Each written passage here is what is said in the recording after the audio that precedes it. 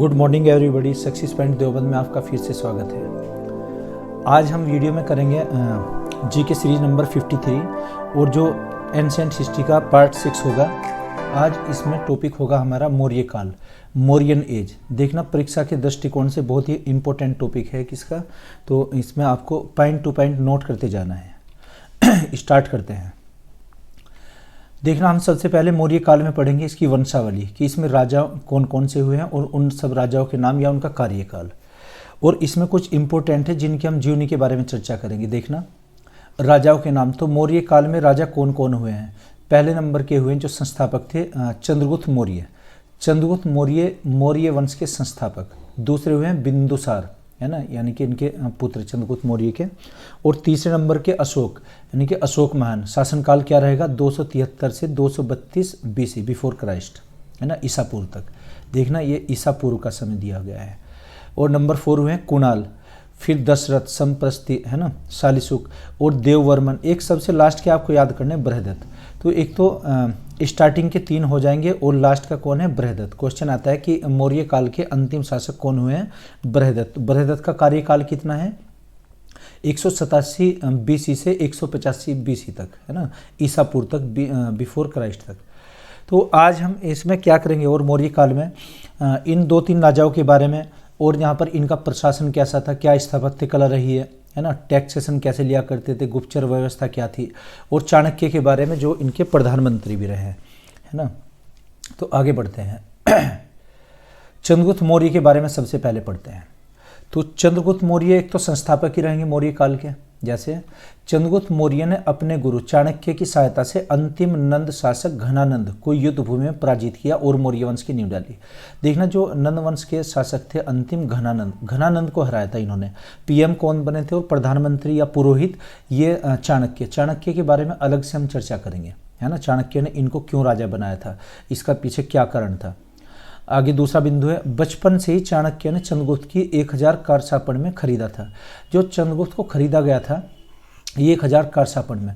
कारसापण उस टाइम की मुद्रा थी, है ना। चूँकि जो ये थे चाणक्य खुद राजा नहीं बन सकते थे चूँकि ये ब्राह्मण थे और ब्राह्मण उस जमाने में राजा नहीं होते थे, है ना। तो चंद्रगुप्त को खरीदा था 1000 कारसापण में।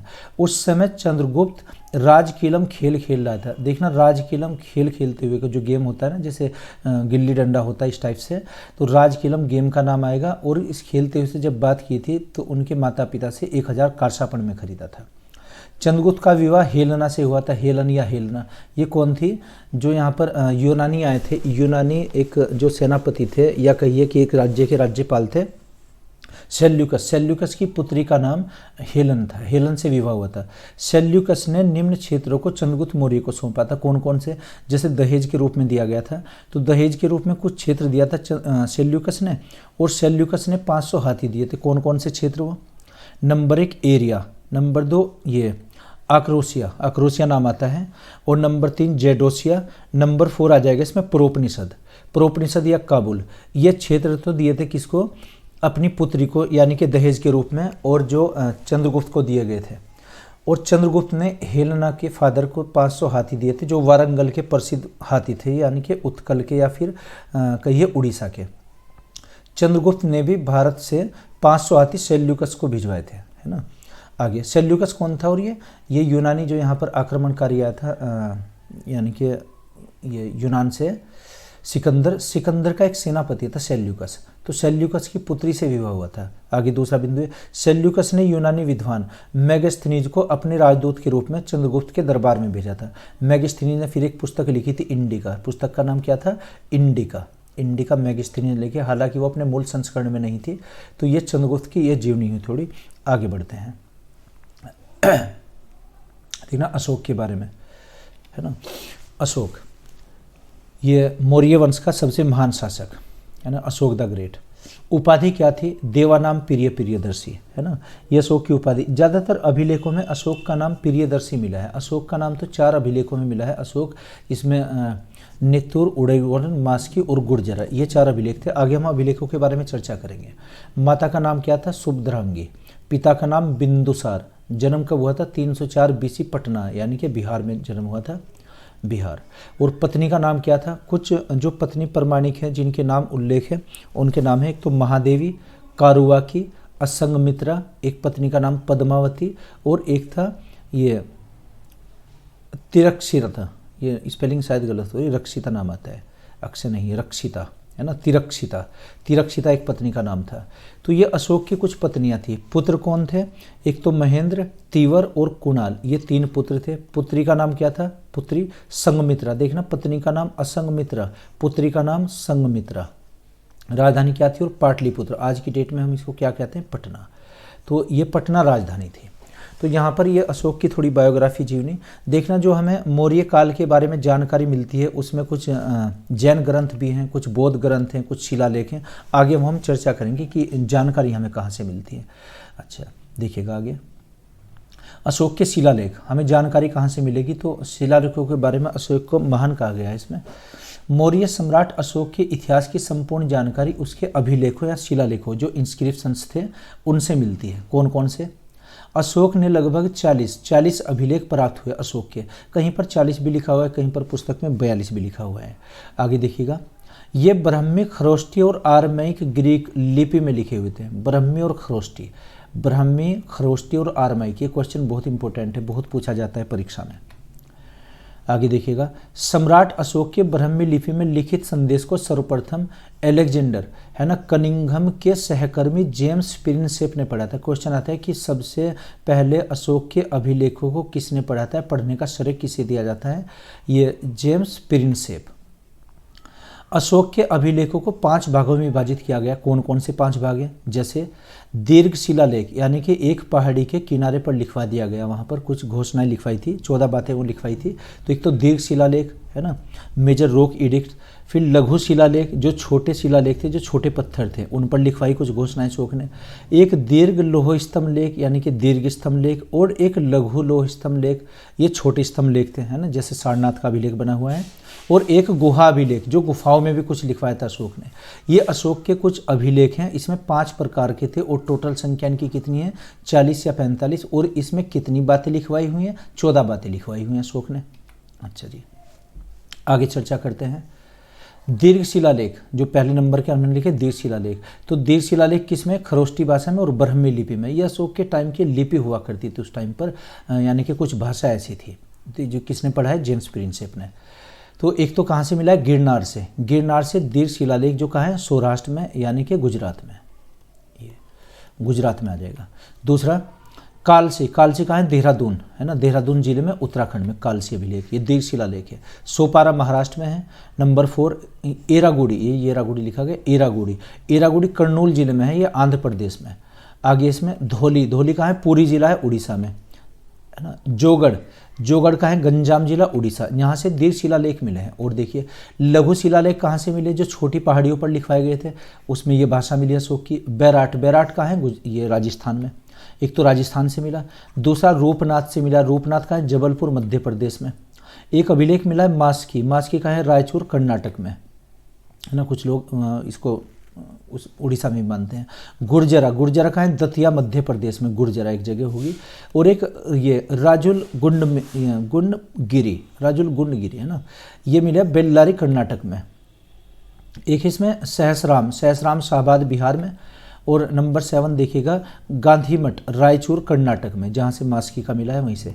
एक पल्लिकडू, है ना, पल्लिकगुंडू, ये रायचूर, कर्नाटक से मिला है। आगे देखिएगा ब्रह्मगिरी, ये चित्रदुर्ग, कर्नाटक में, कर्नाटक से ज़्यादा मिले हैं। सिद्धपुर। सिद्धपुर कहाँ है? चित्रदुर्ग में है, और ये कर्नाटक में। आगे है जटिंग रामेश्वर। जटिंग रामेश्वर, जटिंगा रामेश्वर, ये कर्नाटक में। अच्छा, आगे देखिए एरागुड़ी। एरागुड़ी से 2 मिले, दीर्घ भी मिला है और लघु भी मिला है, कर्नूल, आंध्र प्रदेश में। और नंबर 13 हो जाएगा दिल्ली से एक, जो दिल्ली टोपरा के नाम से फिरोज शाह तुगलक यहाँ से उठाकर ले गया था। और एक अहरोरा, ये कहाँ है? मिर्जापुर, उत्तर प्रदेश में। ये 14 अभिलेख ये मिले हैं। ये कौन से? लघु शिलालेख, है ना, जो छोटे पत्थरों पर लिखे गए थे। आगे देखिएगा, कुछ इसमें से वह अभिलेख है जिनमें अशोक का नाम अशोक आता है। बाकी उपाधि कौन सी थी? देवानाम, प्रियदर्शी उपाधि थी, प्रियदर्शी। लेकिन इन 4 में अशोक का नाम अशोक आता है। जैसे पहले कौन सा है, मास्की अभिलेख कर्नाटक में, इसमें अशोक का नाम क्या है लिखा हुआ, अशोक। बाकी और सब में क्या है, प्रियदर्शी। दूसरा है उड़न गोलन आंध्र प्रदेश में। एक है नित्तूर आंध्र प्रदेश में। और गुर्जरा कहाँ है, कर्नाटक में। इससे क्या यहाँ से ये अभिलेख कुछ मिले जिनमें अशोक का नाम अशोक मिला है। एक इसमें अशोक के गुफा अभिलेख, जो गुफाओं में अभिलेख लिखवाए थे, देखना वो बिहार में मिली है। ये गुफा का दिया गया है जो अशोक की एक गुफा है, ये उसमें ये फोटो में देखिएगा आप इमेज में। बिहार के गया जिले में स्थित बराबर नामक पहाड़ियाँ कौन सी है, बराबर नामक पहाड़ी के 3 गुफाओं की दीवारों पर अशोक के लेख उत्कीर्ण मिले हैं। इनमें अशोक द्वारा आजीवक संप्रदाय के साधुओं को गुहा दान में दिए जाने का विवरण मिलता है। कौन से संप्रदाय, आजीवक संप्रदाय, है ना। जैसे ये बौद्ध धर्म से भी संबंधित है अशोक और आजीवक संप्रदाय से भी। तो कौन कौन से, नंबर 1, नंबर 2, नंबर 3। पहला मिला है कर्ण चौपड़ गुफा, ये अशोक ने दान की थी किसको, आजीवक संप्रदाय के साधुओं को। दूसरी मिली है सुदामा की गुफा, ये भी आजीवक को दी गई थी। और तीसरा है विष झोपड़ी गुफा, ये भी यहीं पर है। तो ये कहाँ आ जाएंगे, ये बिहार में तीनों हैं। तो उन्होंने ये जो गुफाएं थी वो दान करने का इसमें मिलता है। एक और भी गुफा है जो अशोक के ये हुए हैं, एक दशरथ यानी कि उत्तराधिकारी। तो लोमहर्ष की ऋषि की गुफा है, लोमहर्ष, है ना, लोमहर्ष ऋषि की गुफा दशरथ द्वारा बनवाई गई तथा आजीवक को दान दी गई। आजीवक संप्रदाय के जो लोग थे उनको, साधुओं को दान दी गई थी। कौन सी है, दशरथ के द्वारा। कौन दशरथ हो रही है, अशोक के एक उत्तराधिकारी बने हैं दशरथ। आगे देखिएगा, अशोक का केंद्रीय प्रशासन में क्या, केंद्रीय प्रशासन को निम्नलिखित भागों में बांटा गया था, है ना।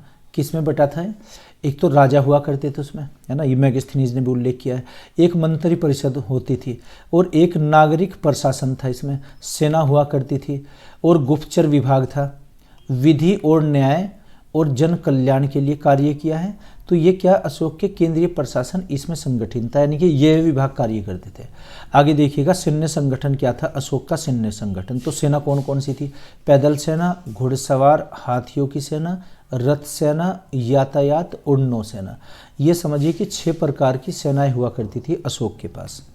आगे देखेंगे, न्याय और दंड के मामले में जो न्यायाधीश हुआ करते थे इनको धर्म स्थनीज या फिर कंटक शोधक बोलते थे। कंटक का शोधन, है ना, कंटक शोधक भी नाम आता है।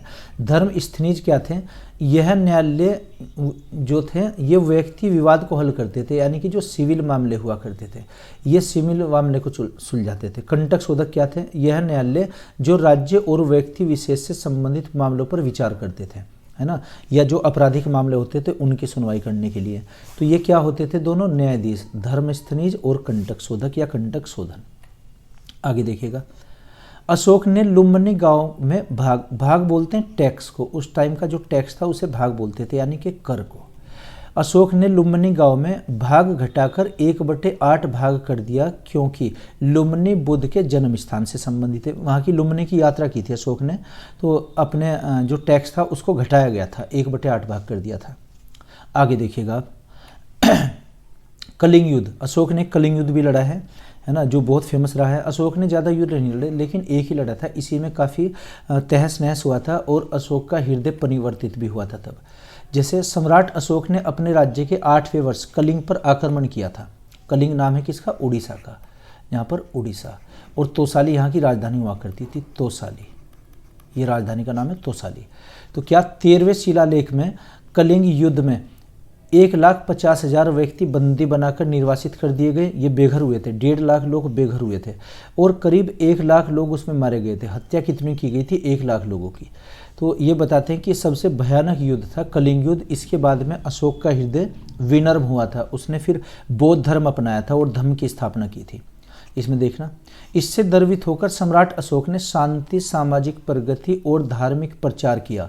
कलिंग युद्ध से सम्राट अशोक के मन में कई परिवर्तन हुए और उनका मानना था कि मन मानवता के प्रति दया और करुणा से भर गया था उनका, है ना। अब वो उन्होंने शांति अपनाई थी, यानी कि युद्ध करने छोड़ दिए थे।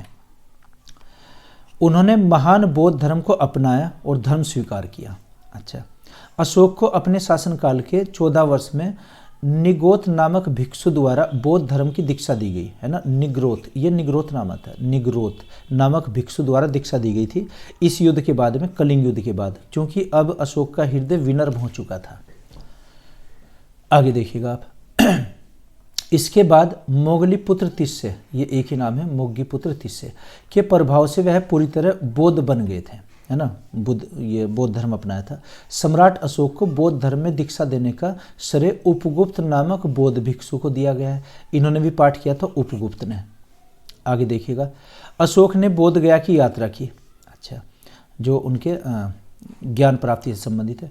राज्याभिषेक के 20वें वर्ष उन्होंने लुम्बिनी गांव की यात्रा की थी, लुम्बिनी, है ना, जहाँ पर ये नेपाल की तराई में क्षेत्र पड़ेगा, महात्मा बुद्ध से संबंधित है। लुम्बिनी को कर मुक्त किया था, यानी कि यहाँ पर कोई टैक्स नहीं, लुम्बिनी पर कोई टैक्स नहीं लिया जाएगा, लुम्बिनी को कर मुक्त किया गया। आगे देखिएगा, तो अगला इसमें बिंदु है मौर्य काल की जानकारी के स्रोत। हमें मौर्य काल की इसकी जानकारी कहाँ कहाँ से मिलती है ये देखते हैं। तो जैन साहित्य, सबसे पहले जैन साहित्य, है ना, जैन जो पुस्तकें हैं, जो धार्मिक पुस्तकें, वहाँ से जानकारी। क्या? भद्रबाहु रचित, जो भद्रबाहु ने किताब लिखी है, चरित्र चंद्रगुप्त मौर्य के शासनकाल की जानकारी, एक तो भद्रबाहु से मिलती है, और एक ये पुष्य श्रावक कथा कोश और राजावली कथा, है ना, राजावली कथा। चंद्रगुप्त के भद्रबाहु से जैन धर्म की दीक्षा लेकर संन्यास ग्रहण किया था। चंद्रगुप्त ने संथाराय संलेखना पद्धति से श्रवण बेलगोला कर्नाटक में अपना शरीर त्यागा था। देखना, जैसे समाधि लेते हैं ये लोग और उससे शरीर अपने त्याग देते हैं, उसको क्या बोलते हैं? संलेखना, है ना। जैसे हिंदू धर्म में उसको क्या समाधि बोलते हैं, तो इसमें संलेखना या फिर संथारा भी बोलते हैं, जैन धर्म की एक शब्दावली है संथारा। अच्छा, आगे देखिएगा, भगवती सूत्र से जानकारी मिलती है। बिंदुसार को जैन साहित्य में सिंहसेन कहा गया। भगवती सूत्र भी किसका? जैन ग्रंथ है ये। भद्रबाहु का कल्पसूत्र से जानकारी मिलती है। हेमचंद्र का परिशिष्ट पर्वन, ये जैनियों का एक ग्रंथ है, परिशिष्ट पर्वन, इससे भी जानकारी हमें मौर्य काल की मिलती है। आगे देखते हैं और किससे जानकारी मिलती है। लौकिक साहित्य में कहाँ कहाँ से जानकारी मिलती है? मुद्रा राक्षस किताब किसने लिखी है? विशाखा दत्त ने। विशाखा दत्त की मुद्रा राक्षस में चंद्रगुप्त मौर्य को वर्षकुलीन कहा गया है ना। यह मौर्यकालीन ग्रंथ है, एक इससे भी जानकारी मिलती है हमें। सोमदेव का कथा सरित सागर, पुस्तक का नाम क्या है? कथा सरित सागर, सोमदेव ने किताब लिखी है, इससे हमें जानकारी मिलती है। और क्षेमेंद्र की वृद्ध कथा मंजरी, ये पुस्तकों के आप नाम नोट कर लीजिए, आप इसमें बहुत काम आएंगे। आप टेबल बनाकर एक तरफ लेखक का नाम और इधर पुस्तक का नाम, या कैसे भी जैसे आप लिखना चाहें। तमिल कवियों की रचना, है ना, पर्णर, है ना, मालुनर की रचनाएं। दक्षिणी भारत में मौर्य काल की विस्तृत जानकारी मिलती है इनसे भी। आगे देखिएगा आप, यूनानी इतिहासकारों ने मौर्य काल के बारे में लिखा है। क्या? एक तो मैगस्थनीज की इंडिका से हमें जानकारी मिलती है, हालांकि अपने मूल संस्करण में नहीं इंडिका आज की डेट में। स्ट्रैबो यूनानी लेखक है। मैगस्थनीज का विवरण पूर्णतः असत्य और अकल्पनीय बताया था स्ट्रैबो ने, है ना। जबकि कुछ इसमें वो मिलते हैं कि भ्रामिक दृश्य हैं। ये बताया था कि भारत में अकाल नहीं पड़ते थे। मैगस्थनीज ने अपनी इंडिका में क्या लिखा है कि भारत में अकाल नहीं पड़ते थे, जबकि भारत में अकाल पड़ते थे, है ना। ये उसने भ्रमिक या झूठा विवरण दिया था, इसलिए स्ट्रैबो ने इसकी निंदा की थी। प्लूटार्क एक इतिहासकार हैं, प्लूटार्क यूनानी। चंद्रगुप्त घनानंद के विरुद्ध सहायता हेतु पंजाब में सिकंदर से मिला था, है ना। आगे जस्टिन ने लिखा, जस्टिन ने ये एपिटोम नामक पुस्तक की रचना की थी। पुस्तक का नाम एपिटोम, इससे भी हमें जानकारी मिलती है जब सिकंदर यहाँ अभियान के लिए आया था। एरियन एक इतिहासकार हैं, इसने एनविसस नामक ग्रंथ की रचना की और एनविसस में सिकंदर की जीवनी लिखी है, चूंकि सिकंदर ने यहाँ पर आक्रमण किया था। पिलनी से जानकारी मिलती है, पिलनी ने एक पुस्तक लिखी है नेचुरल हिस्ट्री से भी हमें जानकारी मिलती है मौर्य काल की। एक टोलमी ने ज्योग्राफी लिखी है, टोलमी की ज्योग्राफी। एक डियोडोरस के विवरण से भी हमें पता चलता है। आगे देखिएगा, बौद्ध साहित्य से जानकारी मिलती है। बौद्ध साहित्य कौन कौन से? महाबोधि वंश, पुस्तक का नाम महाबोधि, है ना। दीर्घ निकाय, है ना, पिछली हमने कल की वीडियो में भी इसके बारे में चर्चा की थी। दीर्घ निकाय के एक जातक कथाओं से हमें जानकारी मिलती है मौर्य काल की। दीपवंश और महावंश से भी जानकारी, साथ साथ श्रीलंका के इतिहास की भी जानकारी मिलती है इससे। अच्छा, दिव्योदान एक पुस्तक है, चीन तिब्बत के भिक्षुओं द्वारा लिखित ये पुस्तक है, इससे जानकारी। लामा हुए एक ये जैसे दलाई लामा है, ऐसे तारानाथ एक लामा है, उनके विवरण से हमें जानकारी मिलती है। तो बौद्ध से भी जानकारी। देखना, क्वेश्चन है कि संलेखना क्या है। वैसे तो जैन धर्म से संलेखना संबंधित है, लेकिन ये क्वेश्चन आया हुआ है संलेखना क्या है, तो हमने इसकी एक अलग से स्लाइड बनाई संलेखना होगा जो अपनी स्वेच्छा से प्राण त्यागते हैं, जैसे जैन धर्म से संबंधित है। ये दिखा गया कि जैसे समाधि लगाते हैं, यानी कि अपनी अंतिम अवस्था में वो भोजन अपना त्याग देते हैं, उससे फिर ये मोक्ष की प्राप्ति होती है। जैसे दिगंबर जैन संप्रदाय के अनुसार इस प्रथा को समाधि या संलेखना कहा जाता है, जबकि श्वेतांबर क्या कहते हैं इसको?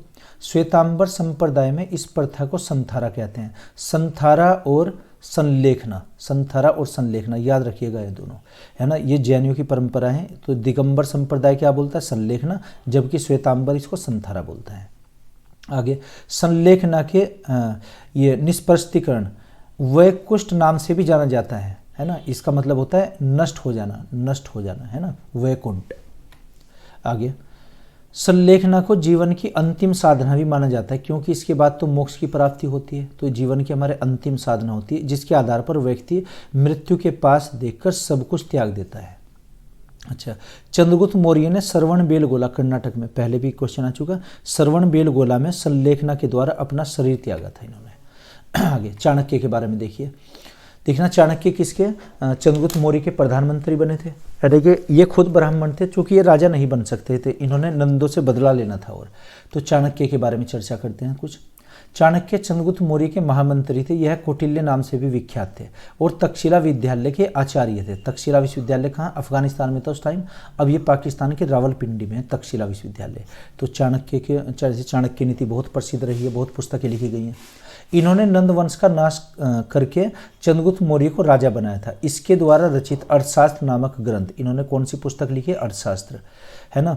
ये ग्रंथ राजनीति, अर्थनीति, कृषि और समाज नीति 4 विषयों पर ये ग्रंथ लिखा गया है ना। और इसमें लिए गए हैं जो ये दिया गया, देखना मूल उद्धरण है कौटिल्य के अर्थशास्त्र का, ये जो दिखाया गया कवर पेज उसका है। तो 15 तो इसमें अधिकरण है, 150 अध्याय हैं, 180 उपविभाग हैं और इसमें 6000 श्लोक हैं। ये क्वेश्चन आया कि अर्थशास्त्र में श्लोक कितने हैं, तो कितने श्लोक? 6000 श्लोक इसमें।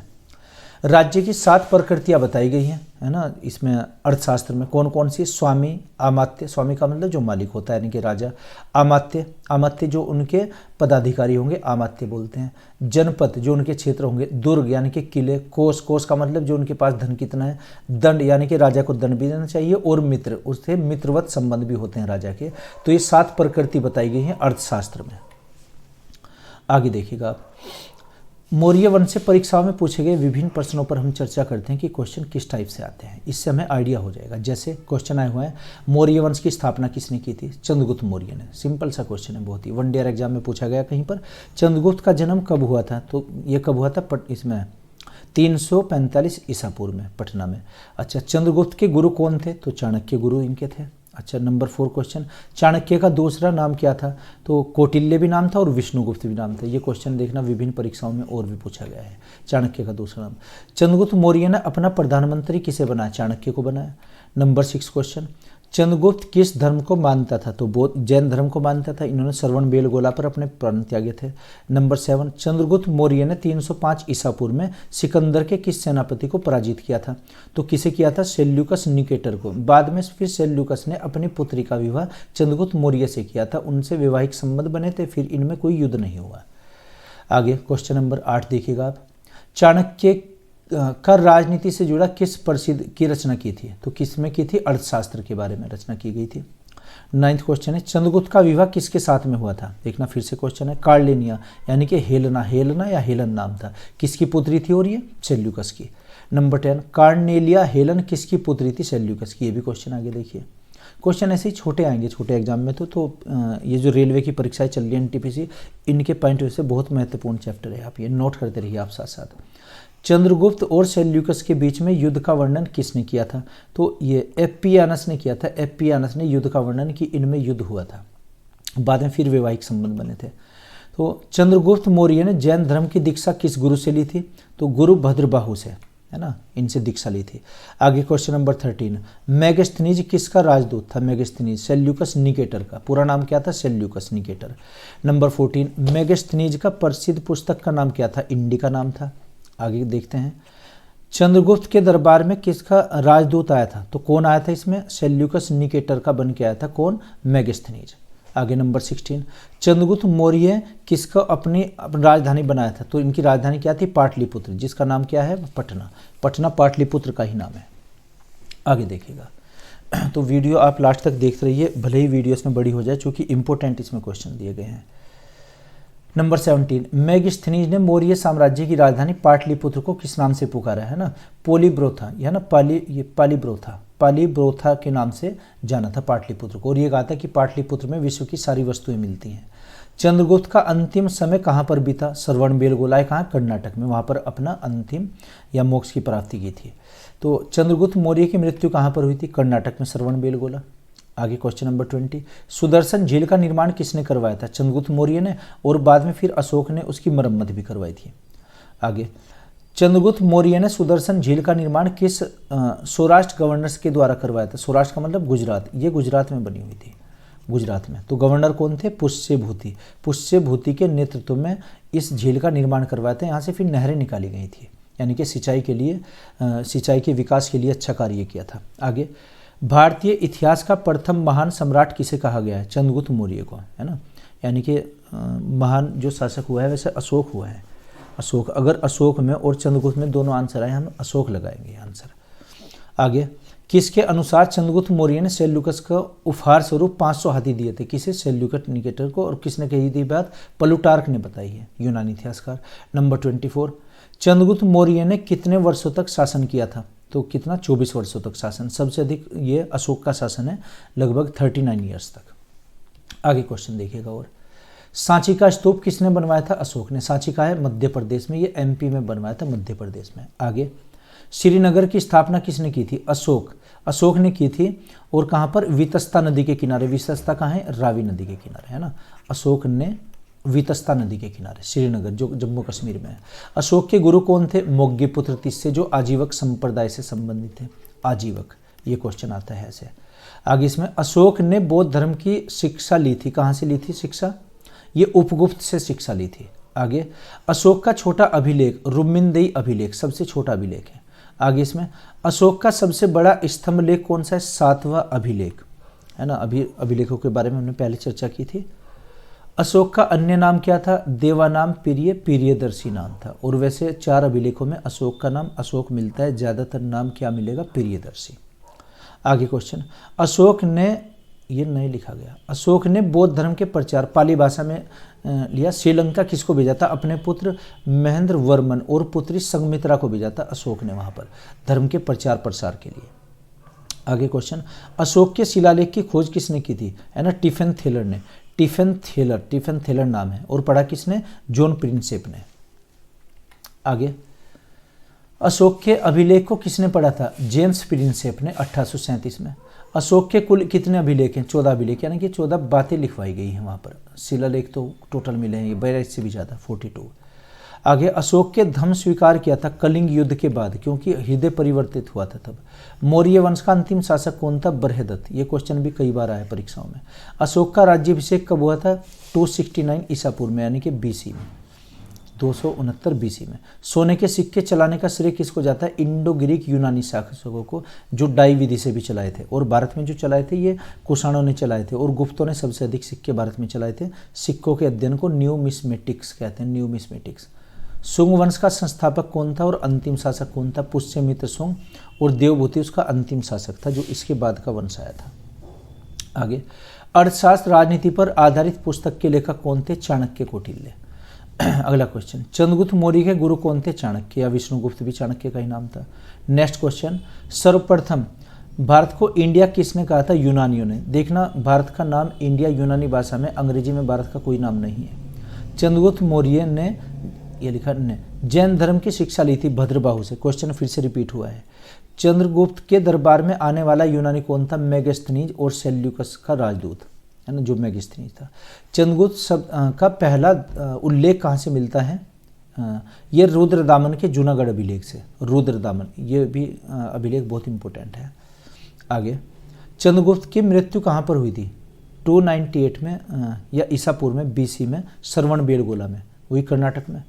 बिंदुसार के अन्य नाम क्या थे? अमित्रघात और अमित्रोचोडस। अमित्रोचोडस नाम था, ये कोडस लिखा है, अमित्रोचोडस, है ना, सिंसेन भी नाम था, कुछ इतिहासकार सिंसेन भी नाम, तीनों नाम उसी के हैं, बिंदुसार के, यानी कि अशोक के फादर के। इंडिका को किसने लिखा था? मेगास्थनीज ने। भारत में शिलालेख का प्रचलन शुरू किया था अशोक ने, शिलालेख, है ना, ये शिलालेख आ जाएगा। आगे, अशोक का नाम अशोक किस अभिलेख में मिलता है? 4 अभिलेख में। कौन कौन से? मास्की, गुर्जर, नेतुर, उड़न, पिछले हमने स्लाइड में बताया, वहाँ से देख लीजिएगा आप, ये आगे देखिएगा आप। खरोष्ठी लिपि लिखी जाती है दाईं ओर से बाईं ओर, जैसे दाईं से बाईं, इस तरीके से, राइट टू लेफ्ट। सर्पिल आकार में भी लिखी जाती है। वैसे 2 अश्वमेघ यज्ञ किसने किए? तो राजसूय यज्ञ गौतमी पुत्र सातकर्णी ने किए थे। अर्थशास्त्र राजनीति पर आधारित पुस्तक के लेखक चाणक्य, ये विभिन्न परीक्षाओं में और में क्वेश्चन है। चंद्रगुप्त मौर्य के गुरु कौन थे? चाणक्य, फिर से रिपीट हुआ है क्वेश्चन। सर्वप्रथम भारत को इंडिया किसने कहा था? यूनानियों ने। अच्छा, चंद्रगुप्त के जैन धर्म की दीक्षा किससे ली थी? भद्रबाहु से। क्वेश्चन रिपीटेड है बहुत, में उसमें क्वेश्चन आपको रिपीट ही मिलेंगे। चंद्रगुप्त के दरबार में आने वाले यूनानी? मेगास्थनीज। ये क्वेश्चन ऐसे रिपीट हुए हैं। आगे देखिएगा, चंद्रगुप्त शब्द का पहला अभिलेख, ये भी सब रिपीट है ना, चंद्रगुप्त की। ये तो आगे बढ़ते हैं तो खैर। अच्छा, तो ये विभिन्न परीक्षाओं में कुछ आए हुए क्वेश्चन्स हैं, आप इन्हें नोट कीजिए और ये मैं आशा करता हूँ आपकी समझ आए होंगे। अगर नहीं तो कमेंट बॉक्स में आप लिखकर बताइएगा। वीडियो थोड़ी आज की बड़ी होगी। Okay, thank you.